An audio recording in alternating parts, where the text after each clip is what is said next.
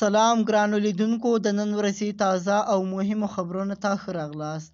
ملګرو ملتونو د پاکستان نه د بې اسناده افغان کډوالو په ویستلو اندېښنه ښودلې ده.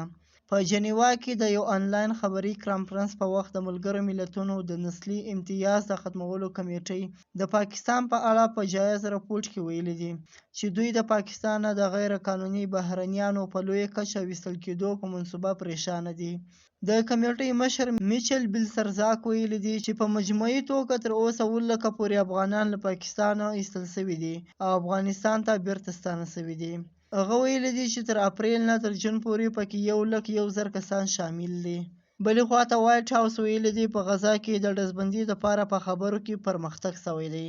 د امریکې د نېشنل سکیورټي کونسل ترجمان جان کربي خبریالانو ته ویلي دي په قاهره کې خبرې مثبت وي او د حماس په شاملولو ټولو پرکیونو ته پکار ده چې په موجوزه معاهده کې د عملي کېدو په لړ کې همکاري وکړي.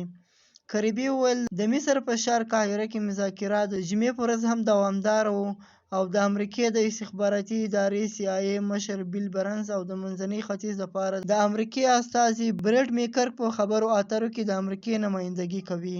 دا و د نن ورځې تازه او مهم خبرونه. سبا نیوز سبسکرایب کړئ او له نورو ملګرو سره هم شیر کړئ.